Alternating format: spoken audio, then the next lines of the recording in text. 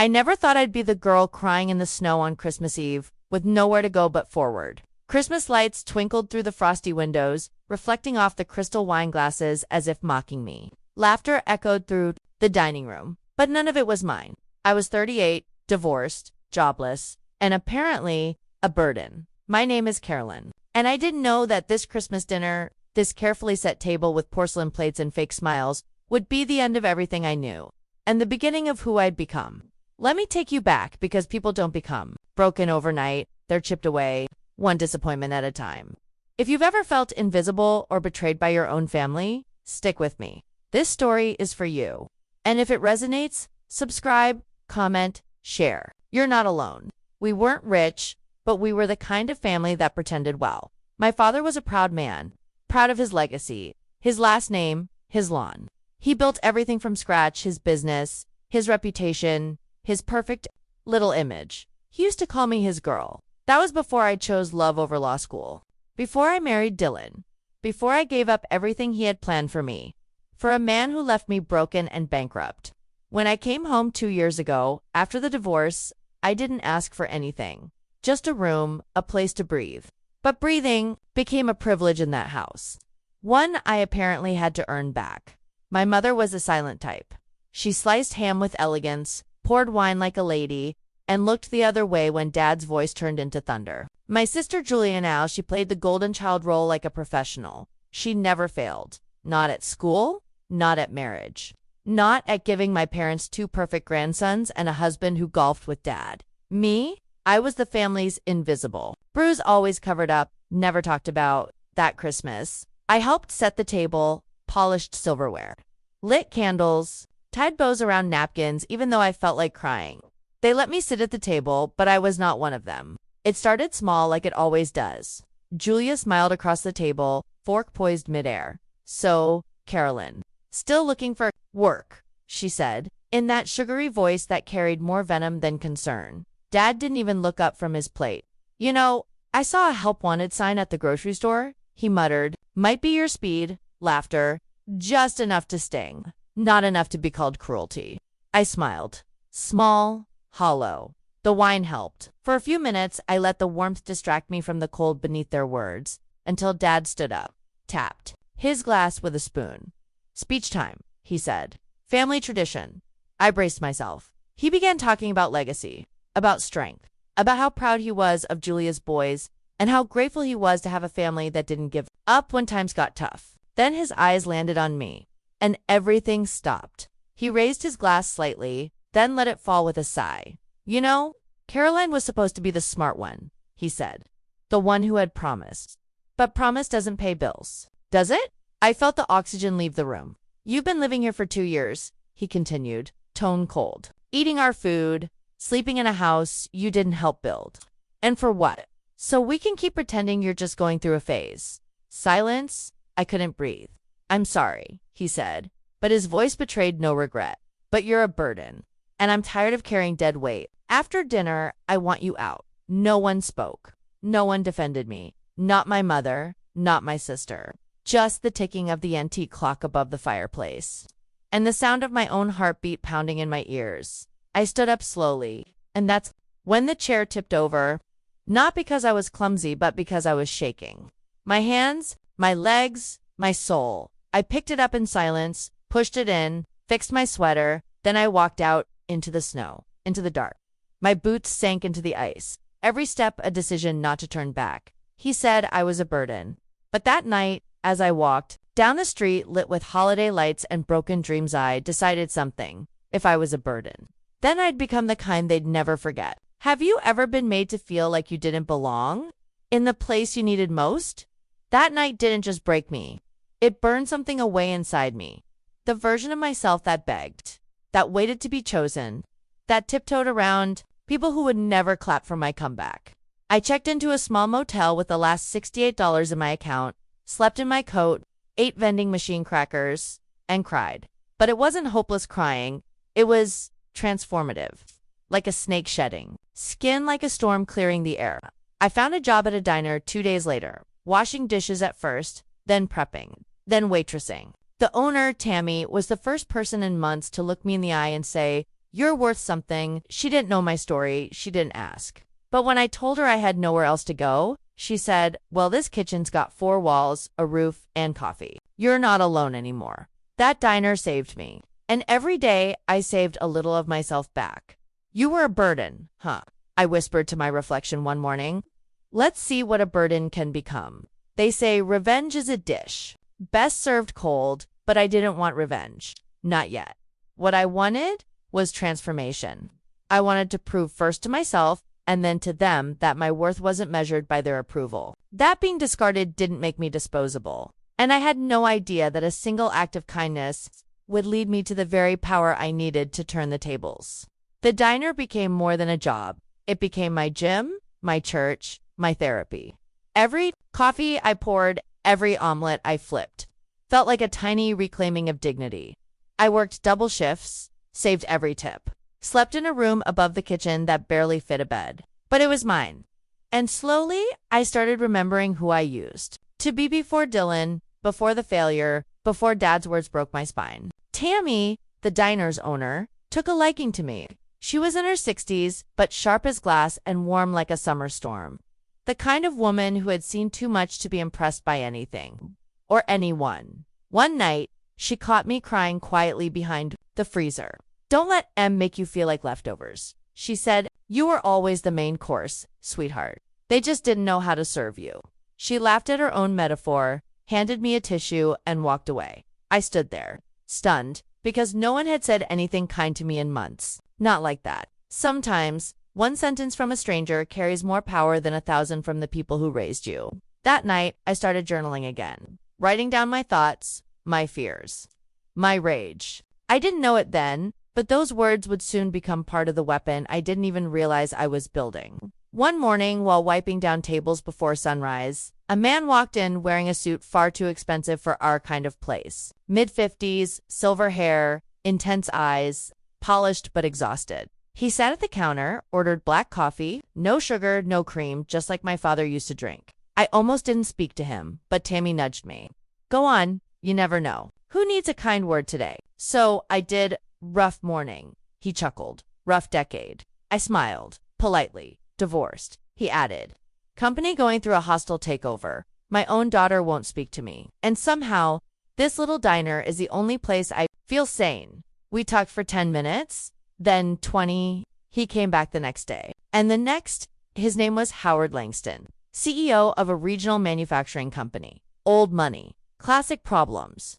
But behind all the layers, he was lonely, kind, tired of boardrooms and backstabbers. And I was the invisible woman with fire still left in her chest. One night, he asked me a question that changed my life. "Caroline, if I handed you the keys to a sinking ship, would you try to save Itor, build something new from the wreckage?" I blinked. "Depends on what's still floating." He laughed so hard, he spilled his coffee. "Come have lunch with me tomorrow," he said. "Not a date, a job offer. I think I need someone like you." I almost said no, out of fear, out of habit. But then I remembered Dad's voice. "You're a burden." And just like that, Ty said yes.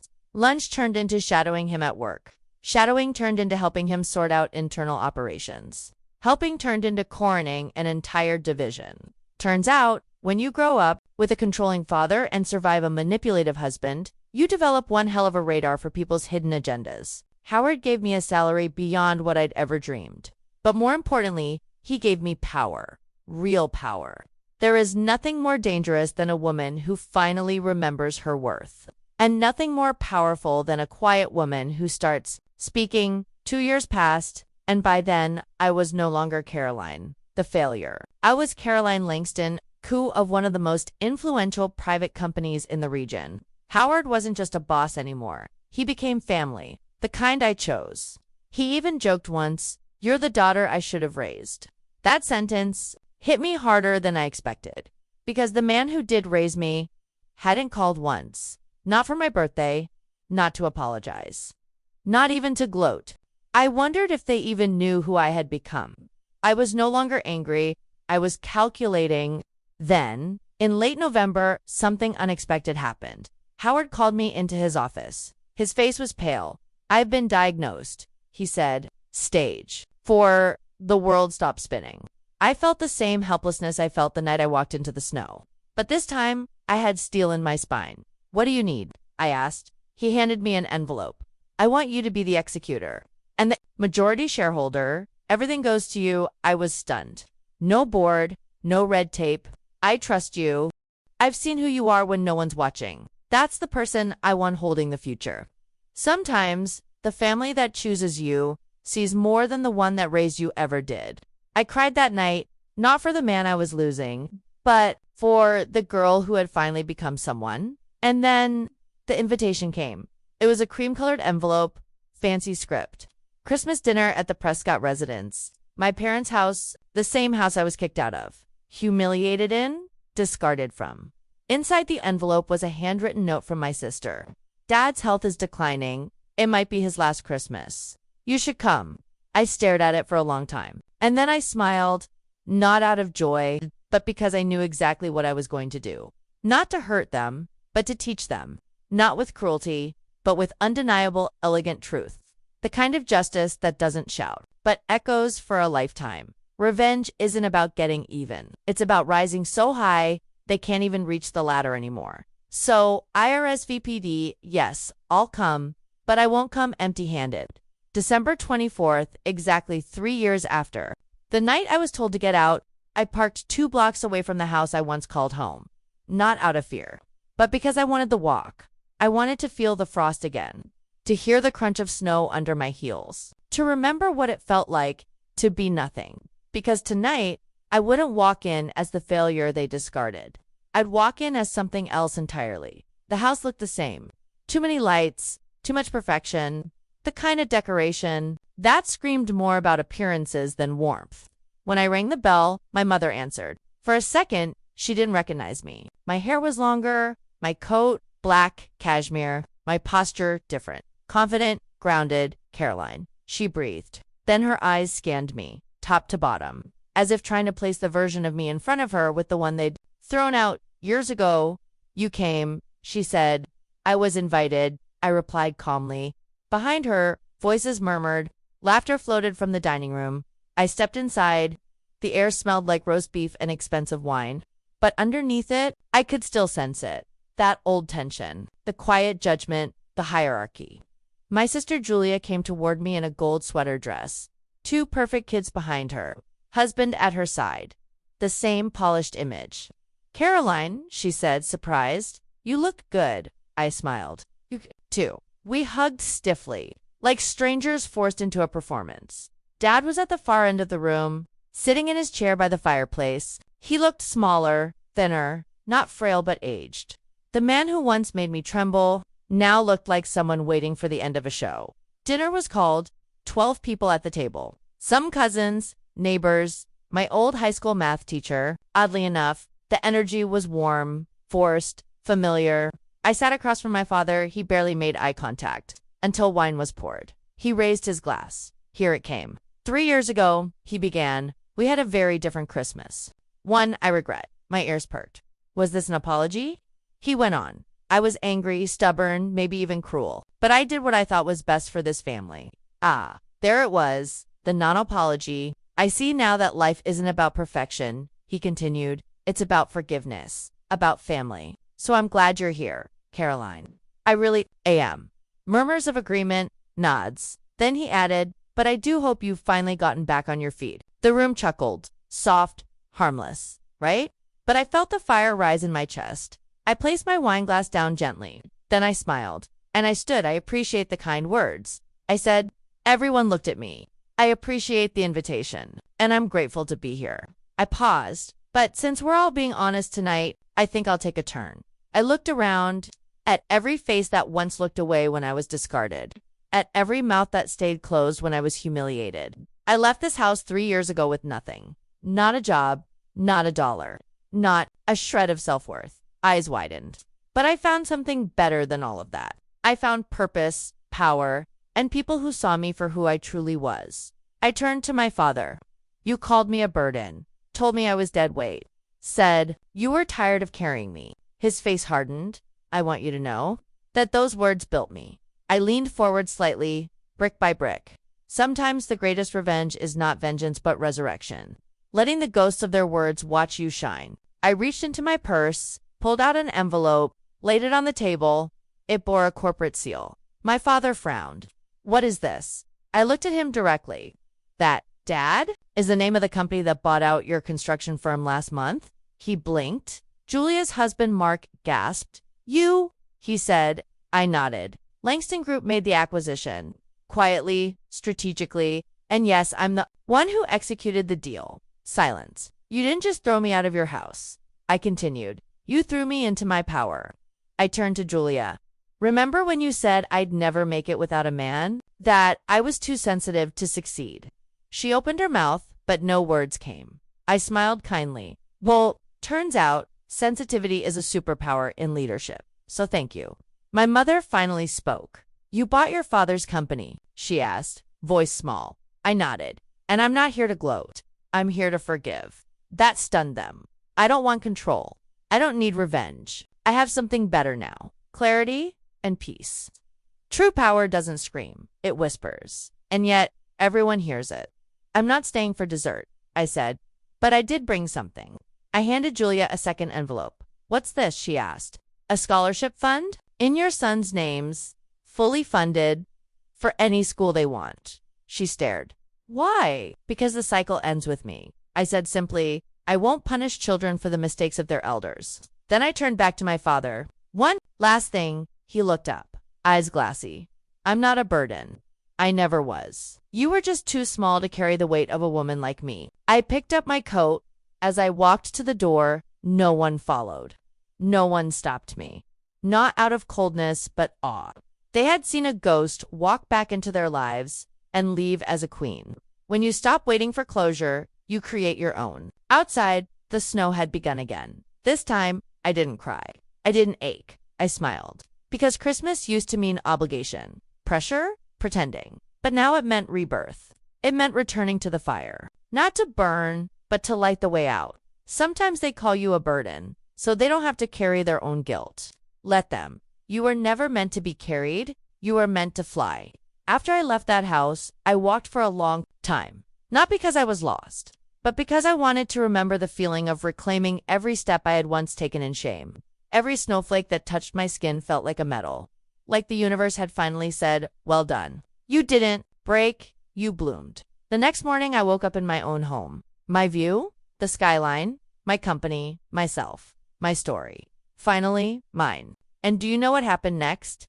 They called me, not right away, but eventually. First, my mother, her voice trembled. She asked how I was. I told her the truth. I was thriving. Then Julia, she didn't apologize, but she thanked me. For the scholarship, for the example. She said her sons talk about me like I am a superhero. That made me cry. Not because of pride, but because I had become the person I used to dream of being. When I was broken, my father, he never called. But he didn't have to. 3 weeks later, I received a letter, typed formal, just 2 sentences. You're not a burden. You never were. I'm sorry I couldn't see it sooner. No signature, but I knew and I forgave him. Not for him, but for me. Because when you hold on to pain, it owns you. But when you let it go, you become untouchable. This isn't just a story about revenge. It's a story about resurrection. About how sometimes being thrown away gives you the wings to rise where no one thought you could reach. So if you're watching this now and someone made you feel like you were disposable, listen to me. You are not the burden. You are the blessing they were too blind to recognize. You are not too much. You are just enough for the future that's still waiting for you to walk in and own it. Have you ever been told you were a burden? Has someone made you feel less than human just because you were in a hard chapter of your life? Share your story in the comments. Because when we speak our truth, we silence the shame. And if this story moved you, if it reminded you that your power is still alive under the ashes, subscribe, click that button. Let's build a community where stories like this don't end in silence, but in triumph. Because sometimes the best revenge is simply becoming everything they said you never would. They said I was a burden, but I became the weight of my own empire.